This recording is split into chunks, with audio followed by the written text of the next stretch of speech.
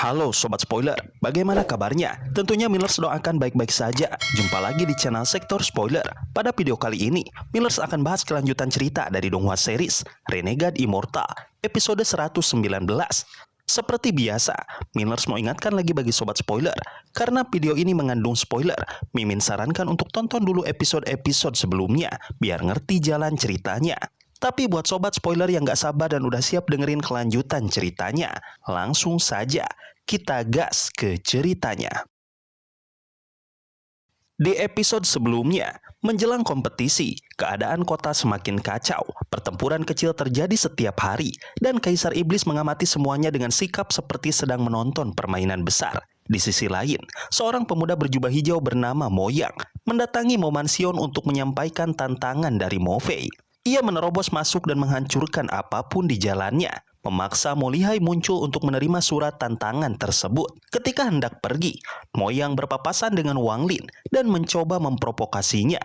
Namun sikap tenang Wang Lin membuatnya semakin marah hingga ia menyerang dengan kekuatan penuh. Semua serangannya gagal menembus perlindungan Wang Lin. Bahkan pedang raksasa kesayangannya dapat ditahan dengan tangan kosong, dan roh di dalamnya dihancurkan oleh aura pembantaian. Wang Lin akhirnya mengembalikan pedang itu dan membiarkan Moyang pergi. Meski pemuda itu menyimpan dendam dalam diam. Saat Moyang mengeluarkan teknik terakhir untuk membunuh Wang Lin, gas abu-abu mendadak muncul dari pedang besarnya dan menyerangnya tanpa ampun. Tubuhnya layu dan kesadarannya hancur, membuatnya jatuh sebagai mumi. Wang Lin membawa tubuh itu dan mulai menyelidiki asal bahaya yang ia rasakan selama pertempuran. Dari proses itu, ia menemukan energi pedang rahasia sangat berbahaya milik pedang Santoling Tianhou, tersembunyi di dahi Moyang. Setelah menghancurkan jiwa asal pemuda itu dan menyerap energi pedang tersebut, Wang Lin menjalani meditasi 3 hari penuh untuk menstabilkan kekuatannya.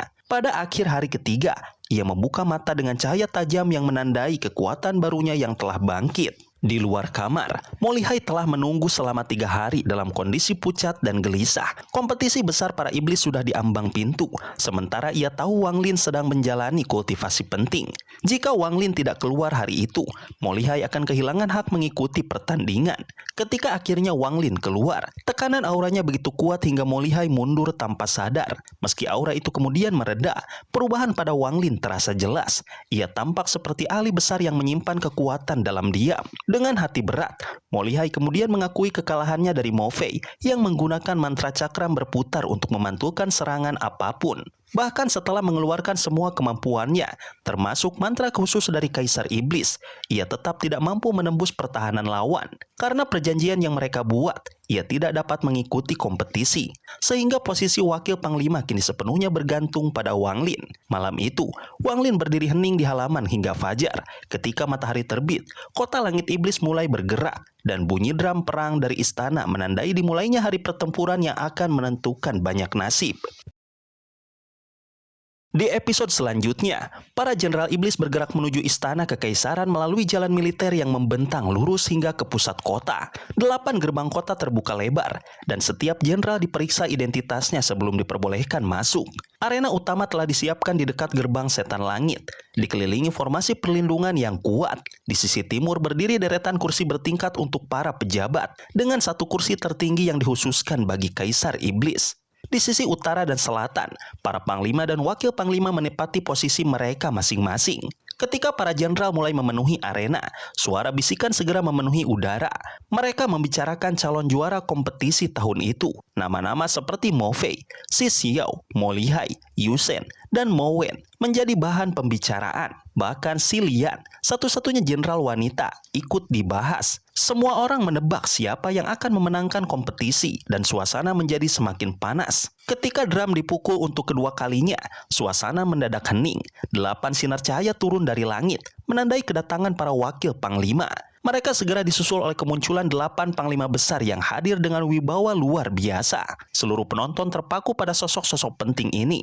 Ketika drum dipukul untuk ketiga kalinya, perhatian semua orang tertuju pada 1 kursi kosong yang belum terisi. Kursi milik Kaisar Iblis, penguasa tertinggi yang kehadirannya selalu ditunggu. Tak lama kemudian, seorang pria berzirah emas keluar dari istana yang berdiri di belakang arena. Dengan langkah penuh wibawa, ia menatap seluruh area sebelum memerintahkan para jenderal iblis untuk maju. Gerbang besar kembali terbuka, dan ratusan jenderal iblis memasuki arena dalam formasi rapi. Mereka membawa serta para pengikut masing-masing, menciptakan tekanan luar biasa yang membuat suasana menjadi lebih tegang. Fokus perhatian yang sebelumnya tertuju pada kursi kaisar kini bergeser sepenuhnya kepada para jenderal iblis. Wang Lin berjalan mengikuti Mo Lihai. Saat ia menengadah, tatapannya bertemu dengan wakil Panglima Suan yang menatapnya penuh kebencian sebelum menutup matanya kembali. Di sisi lain, Mo Lihai merasa janggal karena hingga saat itu Kaisar Iblis belum muncul, padahal kompetisi sudah hendak dimulai. Ketika semua jenderal telah berkumpul, pria berzirah emas mulai membacakan aturan kompetisi. Aturannya tampak sederhana, tetapi memiliki banyak jebakan. Siapapun boleh menantang siapa saja. Pemenang dapat memilih untuk maju sendiri atau digantikan oleh penolongnya. Namun siapapun yang mencatat satu kemenangan dan satu kekalahan akan langsung dianggap kalah bersama lawannya. Aturan itu membuat kompetisi menjadi penuh resiko, dendam pribadi, dan potensi bahaya yang besar. Satu-satunya aturan yang tidak boleh dilanggar adalah larangan membunuh jenderal iblis. Pelanggar aturan itu akan langsung dieksekusi. Namun, aturan ini tidak berlaku bagi penolong dari luar wilayah jenderal. Pria berjirah emas lalu memanggil peserta pertama. Seorang jenderal iblis kurus bernama Muyun melangkah ke tengah arena. Tubuhnya yang tampak seperti bayangan manusia menyimpan aura berbahaya. Ia dikenal sebagai pengolah teknik kehidupan dan kematian, jenderal yang telah melewati 5 siklus hidup dan mati. Ketika waktu tantangan dihitung, seorang jenderal maju pada detik kelima. Dialah Xi Xiao, salah satu dari 3 jenderal terkuat. Kehadirannya membuat arena bergemuruh. Banyak yang berharap ia akan menantang Mo Lihai, mengingat perselisihan lama di antara mereka. Pertarungan dimulai dengan Muyun melepaskan 5 helai gas hijau beracun yang berputar seperti ular. Tanah bergetar dan udara berubah mencekam. Namun Xi Xiao sama sekali tidak terganggu. Dengan satu gerakan jari, ia memanggil cahaya berbentuk berlian yang menghancurkan gas itu sekaligus menghempaskan Muyun jauh ke belakang. Muyun tumbang dan memanggil penolongnya. Seorang pria raksasa dari sekte roh raksasa keluar. Tubuhnya yang besar dan energi spiritualnya membuat tanah bergetar setiap kali ia melangkah. Dengan serangan fisik yang kuat, ia menerjang Xi Xiao. Namun Xi Xiao hanya memerlukan satu gerakan. Tusukan jari yang penuh energi iblis menembus kabut dan menghancurkan tubuh raksasa itu dari dalam.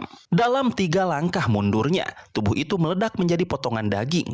5 helai energi tipis keluar dari serpihan tubuh tersebut dan langsung diserap oleh Xi Xiao. Kemenangan Xi Xiao yang cepat dan mengerikan membuat arena menjadi gempar. Para penonton bersorak, sementara jenderal itu menatap Mo Lihai penuh amarah. Namun Mo Lihai tetap tidak bisa bertarung karena terikat janji dengan Mo Fei. Tatapan Xi Xiao kemudian beralih kepada Wang Lin, berniat melampiaskan kemarahannya. Namun Wang Lin menolak bertarung karena aturan tidak membolehkannya membunuh lawannya. Pria berzirah emas segera menghentikan ketegangan itu dan mengumumkan kemenangan Xi Xiao. Karena sudah menang 1 kali, Xi Xiao tidak boleh bertarung lagi untuk putaran itu. Sebelum pergi, ia mendekati Wang Lin dan menyampaikan ancaman samar yang hanya dimengerti keduanya. Setelah itu, giliran Wang Lin dipanggil sebagai peserta berikutnya. Dengan langkah tenang, ia menuju tengah arena tanpa menunjukkan kegelisahan sedikit pun. Kerumunan berbisik-bisik, sebagian besar meremehkannya sebagai orang luar yang terlalu berani masuk ke wilayah tanah roh iblis. Di tribun utara, wakil Panglima Suan mendengus meremehkan.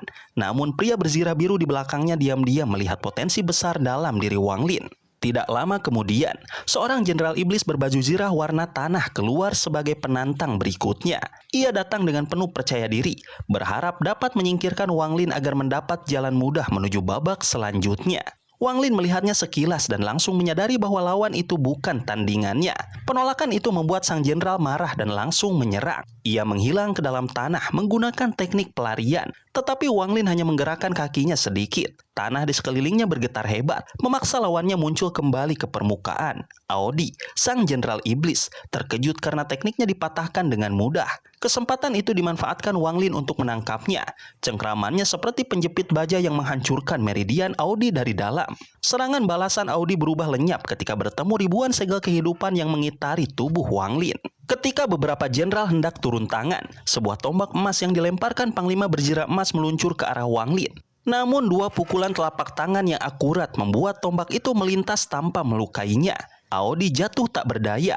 Ia tidak mati, tetapi semua meridiannya hancur, dan masa depannya sebagai Jenderal Iblis berakhir saat itu juga. Keheningan menyelimuti alun-alun. Para Jenderal Iblis menatap Wang Lin dengan campuran keterkejutan, ketakutan, dan kemarahan. Mereka baru saja menyaksikan sesuatu yang belum pernah terjadi sebelumnya. Seorang Jenderal Iblis dihancurkan oleh seorang pendatang dari luar wilayah mereka. Harga diri mereka terguncang hebat. Namun di tengah suasana yang berat itu, Wang Lin tetap berdiri tenang. Jubahnya berkibar pelan, dan ia tampak seperti satu-satunya sosok yang tidak tersentuh oleh semua kegaduhan yang terjadi. Para Jenderal Iblis tertegun ketika menyaksikan kekuatan luar biasa yang diperlihatkan Wang Lin. Jenderal yang terkenal menempuh jalur pembantaian, menatapnya dengan hasrat pertempuran yang menyala. Di sisi lain, Jenderal berambut hitam mulai menimbang seberapa lama Wang Lin mampu bertahan jika menghadapi teknik pamungkasnya. Wakil Panglima Suan terlihat gelisah, jemarinya mencengkram sandaran kursi, sementara 8 panglima tertinggi yang duduk di kursi kehormatan memusatkan perhatian penuh pada sosok Wang Lin yang baru saja menyelesaikan pertarungan luar biasa itu. Salah satu panglima berpakaian hijau bahkan tidak menyembunyikan kekagumannya terhadap ketenangan Wang Lin yang menuntaskan aksinya tanpa sedikit pun ragu. Di sudut lain arena, Chen Tao berdiri bersama si Xiao. Tatapannya pada Wang Lin dipenuhi rasa campur aduk. Adik junior yang dulu ia kenal kini berubah drastis, lebih kuat, lebih cepat, dan jauh lebih menakutkan. Bukan hanya kekuatan Wang Lin dalam menghancurkan Audi yang membuatnya terkejut, tetapi juga kemampuannya menghentikan tombak emas yang mengandung kekuatan matahari hanya dengan 2 telapak tangan. Chen Tao memahami betapa mustahil hal itu dilakukan kebanyakan kultivator.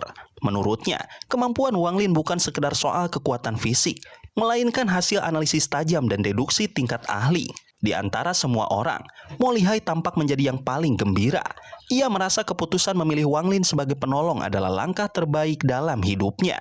Semakin kuat Wang Lin tumbuh, semakin besar pula harapan Mo Lihai untuk masa depan yang cerah di tanah roh iblis. Namun suasana mendadak berubah ketika sebuah dengusan keras menggema di alun-alun. Seorang pria berzirah emas, tokoh penting dalam kompetisi, bangkit dan mengumumkan bahwa membunuh seorang Jenderal Iblis adalah pelanggaran berat. Hanya karena Audi masih hidup, Wang Lin dimaafkan kali ini. Keheningan langsung menyelimuti arena. Setelah putaran dinyatakan selesai, Wang Lin melangkah melewati para Jenderal Iblis. Beberapa dari mereka mundur secara refleks, seolah tekanan aura Wang Lin saja sudah cukup untuk membuat mereka bergerak menjauh. Di kejauhan, di dalam paviliun pedang milik Istana Kekaisaran, pedang kaisar merasakan kekuatan serangan Wang Lin. Amarahnya meledak. Ia hampir menerjang keluar seperti ketika ia pernah menghancurkan penjara Hong. Namun perintah Kaisar Iblis memaksanya tetap berada di dalam. Dalam keraguan itu, tubuh pedang itu perlahan berubah menjadi sosok gadis muda berwajah cantik. Ia melampiaskan kemarahannya dengan merusak sebagian paviliun sebelum terbang keluar, hendak mencari orang yang membuat emosinya bergolak. Gadis itu bersembunyi di atas atap istana dekat arena. Namun kehadirannya segera disadari oleh 8 panglima tertinggi. Mereka hanya tersenyum tipis, seolah memahami siapa sosok itu sebenarnya. Di tengah berlangsungnya kompetisi, suara Suli Guo, roh pedang milik Wang Lin, tiba-tiba terdengar dalam benaknya. Dengan penuh semangat, ia memberitahu bahwa roh pedang kaisar telah muncul dan mengambil wujud seorang gadis muda yang sangat cantik. Tanpa malu-malu, ia meminta izin keluar untuk mendekatinya. Wang Lin membuka ruang kecil dalam tas penyimpanan agar Suli Guo dapat melesat keluar tanpa menarik perhatian. Suli Guo muncul sebagai kabut tipis dan langsung terbang menuju gadis itu dengan niat yang tidak terpuji. Gadis itu, yang sedang mencari jejak orang yang membuatnya marah, terkejut ketika Suli Guo menyerangnya seperti bayangan liar. Energi pedangnya menyambar balik, tetapi Suli Guo dengan gesit menghindar sambil terus bertingkah tidak pantas. Hal itu membuat gadis roh pedang itu semakin berang. Keduanya pun saling mengejar di dalam istana, melepaskan energi pedang dan serangan demi serangan. Meski kekuatan mereka sebanding, Suli Guo tampil lebih agresif. Gadis itu membalas dengan rentetan serangan tajam yang semakin kuat. Namun Suli Guo justru semakin menjadi-jadi. Sementara itu, pedang kaisar di dalam paviliun kembali mengamuk karena merasa dipermalukan. Ia ingin keluar dan membunuh Suli Guo, tetapi perintah Kaisar Iblis membuatnya hanya bisa meradang sendirian. Ketika hari pertama kompetisi besar itu berakhir, para Jenderal Iblis kembali ke kediaman masing-masing. Pertandingan masih akan berlanjut selama 7 hingga 10 hari. Para pemenang tidak diwajibkan hadir setiap hari, sehingga Wang Lin mendapatkan kesempatan untuk beristirahat. Bagi Wang Lin, melihat persaingan brutal antar Jenderal Iblis bukanlah sesuatu yang ingin disaksikannya terus-menerus. Ia memilih menjauh dari keramaian, menenangkan diri dengan musik sitar sambil menikmati anggur. Suasana seperti itu jauh lebih damai dibandingkan arena penuh darah. Mo Lihai, sebaliknya, menjalani hari-harinya dengan tegang. Ia terus hadir di kompetisi, mencatat berbagai mantra penting, lalu menyerahkannya kepada Wang Lin setiap malam. Seluruh harapannya tertumpu pada kemenangan Wang Lin. Selama beberapa hari itu, Wang Lin tenggelam dalam musik untuk mempertajam pemahamannya terhadap Dao. Ia sudah lama mendengarkan musik sitar, tetapi baru sekarang ia mencoba menggali makna terdalamnya. Sementara itu, Suli Guo tidak berhenti-henti mengoceh tentang roh pedang gadis yang ia temui, memohon agar Wang Lin memberinya kebebasan agar ia bisa mendekatinya lagi. Pada suatu hari sebelum kapal menjemput mereka kembali, Wang Lin berbaring di tepi sungai sambil memegang kendi anggur. Ia memandang awan putih yang perlahan berubah bentuk. Ia merenungkan bahwa awan dan musik tampak lembut bukan karena sifatnya, melainkan karena hati manusia yang menafsirkannya demikian. Jika hati tidak tersentuh, awan dan musik pun kehilangan maknanya. Pikirannya kembali pada kultivasi. Setiap tahap membutuhkan pemahaman Dao yang unik bagi masing-masing individu. Ia merasa telah menempuh banyak langkah, tetapi masih ada satu hal yang belum ia pahami. Sesuatu yang tidak bisa ia tanyakan pada siapapun. Karena setiap Dao berbeda, ia harus menemukannya sendiri. Renungannya terganggu oleh suara Suli Guo yang kembali mengeluh. Selama beberapa hari terakhir, makhluk itu terus memohon-mohon meski hubungan mereka sudah disegel. Kini segel itu tampaknya sudah ia pecahkan. Wang Lin mulai merasa terganggu. Ia tahu Suli Guo setia, tetapi kesetiaannya hanya bertahan selama ia berada di bawah tekanan kekuatan yang lebih besar. Jika suatu hari berada di bawah orang yang lebih kuat atau lebih lemah dari Wang Lin, kesetiaan itu bisa hilang kapan saja. Selain itu, Suli Guo masih memiliki kelemahan lamanya. Ia kehilangan kendali saat berhadapan dengan wanita. Ketika ocehannya semakin keterlaluan, Wang Lin memanggil pedang surgawinya. Begitu pedang itu keluar, Suli Guo muncul dalam wujud kabut hitam dan segera berubah menjadi bentuk aslinya. Ia hampir terbang ke arah istana, tetapi Wang Lin menahan pedang itu dan menatapnya dingin. Tatapan itu membuat Suli Guo tersadar bahwa ia telah melewati batas. Dalam ketakutan, ia kembali teringat bagaimana Wang Lin memurnikannya menjadi iblis dan memberikan tubuh baru sebagai roh pedang. Pengalaman yang masih membekas hingga kini. Merasa waktunya sudah tiba, Wang Lin mulai mengambil kembali kekuatan yang dulu ia berikan. Dengan satu gerakan, ia memutus hubungan antara Suli Guo dan pedang surgawi. Tubuh Suli Guo berubah menjadi kabut hitam sambil menjerit. Ia merasakan niat membunuh yang begitu tajam sehingga membuatnya ingin melarikan diri secepat mungkin. Dalam kepanikan, ia melepaskan kekuatan yang selama ini ia sembunyikan dan melesat pergi sebagai kilatan energi pedang. Meski Wang Lin sudah membatasi pergerakannya, Suli Guo berhasil menembus penghalang dan kabur. Wang Lin hanya menyipitkan mata. Ia menyadari bahwa Suli Guo menyimpan banyak kemampuan yang tidak pernah ia tampilkan ketika mereka berada di planet Suzaku. Tak lama kemudian, terdengar ledakan kecil dari tas penyimpanan Wang Lin. Sesuatu jelas mengamuk di dalamnya. Dengan tenang, ia menambah lapisan segel pada tas tersebut, lalu mengaktifkan batasan lama yang ia tanamkan di tubuh Suli Guo. Jeritan jauh terdengar dan perlahan memudar. Wang Lin tahu bahwa Suli Guo pasti telah mencoba memberontak. Makhluk itu tidak akan bertindak sejauh itu jika ia tidak memiliki cara untuk melawan batasan yang dulu dipasang padanya. Dengan satu langkah besar, Wang Lin melesat ribuan kaki, mengejar Suli Guo yang kabur sekuat tenaga. Kecepatan roh pedang itu kini jauh lebih tinggi daripada saat ia masih berbentuk jiwa biasa.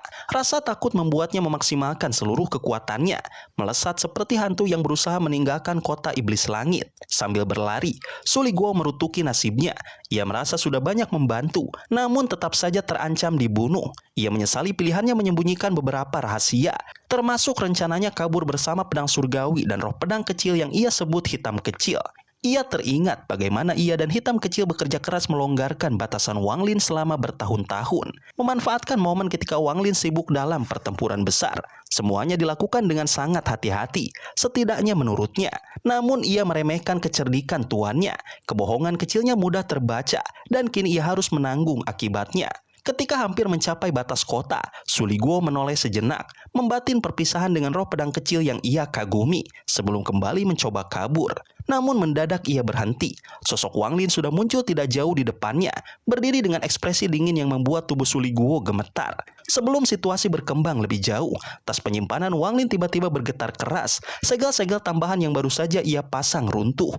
Dari dalamnya melesat keluar seberkas cahaya hitam berbentuk bilah setengah bulan. Gerakannya begitu cepat hingga sulit dilihat. Jika Wang Lin masih berada pada tingkat kultivasi sebelumnya, menghindari serangan mendadak itu hampir mustahil. Namun kini kekuatannya jauh lebih matang. Segel kehidupan menyelimuti tubuhnya dan menahan hantaman bilah hitam itu. Bilah tersebut memantul keras, lalu kembali menyerang dengan penuh keganasan. Melihat serangannya tidak membuahkan hasil, bilah hitam itu tiba-tiba mengubah arah dan berusaha menjemput Suliguo untuk kabur bersamanya. Namun Wang Lin langsung bergerak. Energi spiritual celestial menyebar kuat dari langkahnya, memicu batasan dalam tubuh Suliguo. Tubuh makhluk itu membeku seketika. Bersamaan dengan itu, Wang Lin membentuk serangkaian batasan baru, lebih rumit, lebih kuat, dan saling terhubung. Bagian terakhir dari formasi batasan itu tersimpan di dalam tubuh Suliguo. Begitu batasan itu aktif, tubuh Suliguo tak mampu lagi mengelak. Ia terseret mendekat dan tidak dapat berbuat apa-apa. Sementara Suliguo gemetar ketakutan. Bilah hitam setengah bulan berusaha keras menghalangi, tetapi Wang Lin sudah berada tepat di hadapannya. Pada saat bilah itu mencoba menghindar lagi, tatapan Wang Lin berubah sedingin mata pedang. Ia mengeluarkan kekuatan yang telah ia kuasai, energi pembantaian. Dan pada saat itulah pertempuran untuk menaklukkan pedang hitam setengah bulan benar-benar dimulai. Sobat spoiler, itulah spoiler dari Donghua series Renegade Immortal episode 119. Tentunya spoiler ini tidak akan sama persis dengan episode sesungguhnya. Maka dari itu, jika ada kesalahan dalam kata ataupun istilah, serta kekurangan atau kelebihan durasi, harap dimaklumi. Dan jangan lupa untuk mendukung channel ini terus berkembang dengan cara like, share, dan subscribe, supaya kalian gak ketinggalan update terbaru dari channel ini. Terima kasih banyak sudah menonton video ini sampai akhir Sobat Spoiler. Kritik dan saran positifnya silahkan di komentar. Sampai ketemu lagi di video berikutnya. Tetap semangat dan sampai jumpa. Sampai ketemu lagi di video berikutnya. Tetap semangat dan sampai jumpa.